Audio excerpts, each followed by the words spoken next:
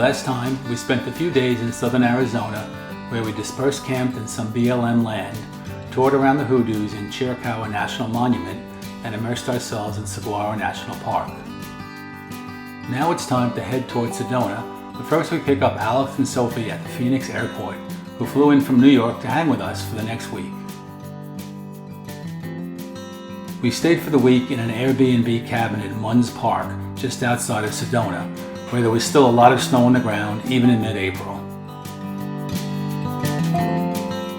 We settled into the cabin and got up early the next day for a day trip to the Grand Canyon National Park.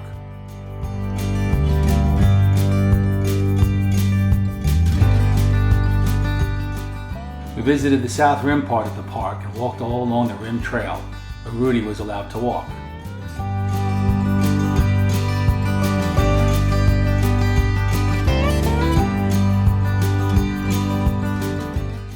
We didn't plan on hiking into the canyon at this time, but still were able to take in the magnificent vistas all along the trail.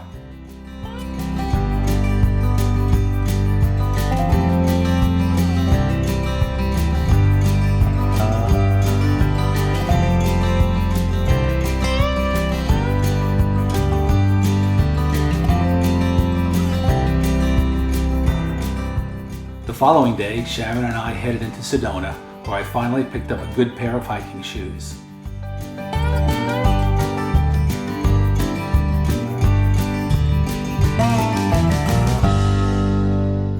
For our first hike, we ventured out onto the Fay Canyon Trail. The weather was perfect for the hike, highlighting the gorgeous red rock landscape of Sedona.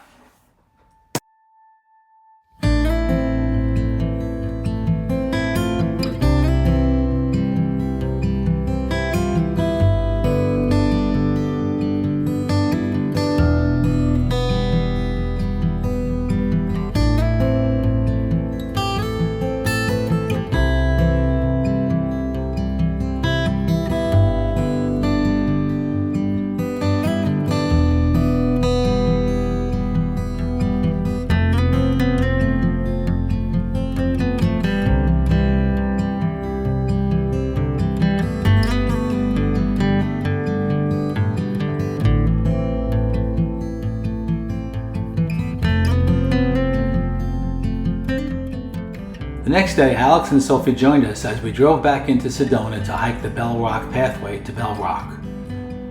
As is the case whenever we stay in an Airbnb, we are able to leave Rudy home safe and sound while we hike and otherwise explore the area.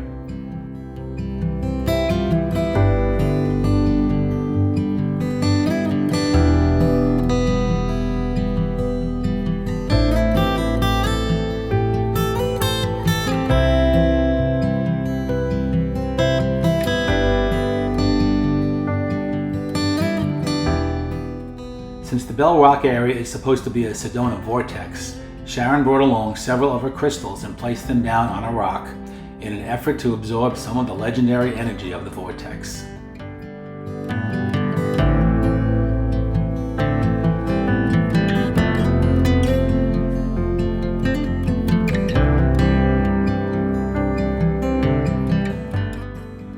This day was also my birthday, so we went to dinner at a fantastic Sedona restaurant called the Elote Cafe, where, as you may have guessed, the signature appetizer is elote.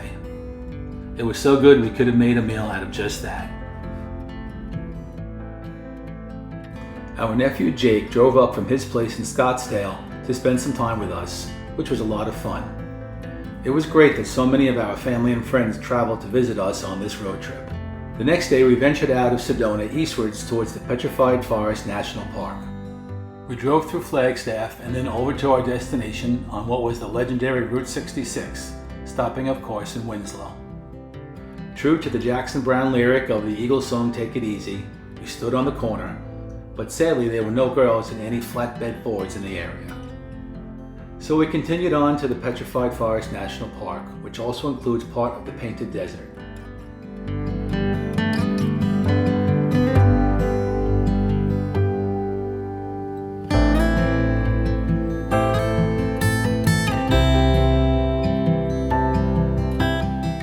We continued on the main park road, stopping at several trailheads for casual walks on designated paths.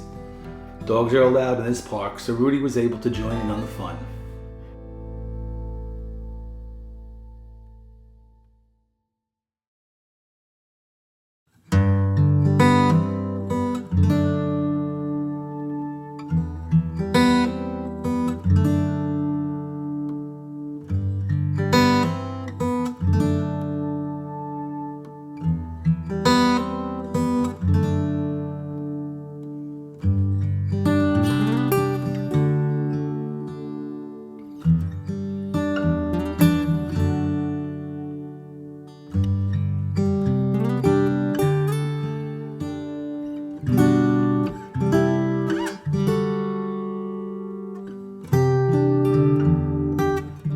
Essentially, the Petrified Forest was created following a violent volcanic explosion around 3.5 million years ago from the nearby Mount St. Helena. The incredibly powerful blast knocked down the forest of prehistoric redwood trees. Thick layers of volcanic ash billowing from the volcano rapidly buried the trees, creating an environment which discouraged the presence of the bacteria that decompose organic material. For thousands of years, the formation of mineral-rich water percolated through the ashy deposits, saturating the pores of the organic tissues of the redwoods with silica, filling the cellular spaces. During this process, the saturated water evaporated and the excess minerals were deposited in the cells and tissues, creating a three-dimensional fossil through the process of permineralization, and perfectly preserving even the most minute detail of the wood. At the end of the day, we drove off into the desert sunset and rested up for another day of hiking back in Sedona. But first, we made s'mores that evening in the fireplace at the Airbnb. In Sedona the next day, our goal was to make it to the Devil's Bridge, so we took the Jeep over to the Dry Creek Road where everyone else got out to hike the trail, but I wanted to do a bit of off-roading. Dry Creek Road is used for the hike-in as well as for four-wheeling. It was a pretty easy four-wheel trail, so I went up and down a bit and then met up with the gang along their hike. I decided to pull over and join them for the rest of the way.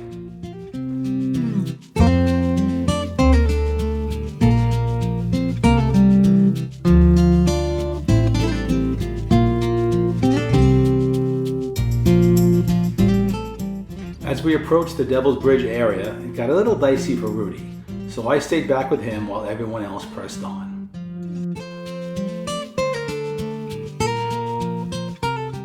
However, it was really crowded that day, so they decided not to wait around to cross the bridge. So we headed back for several well-deserved cold ones at happy hour.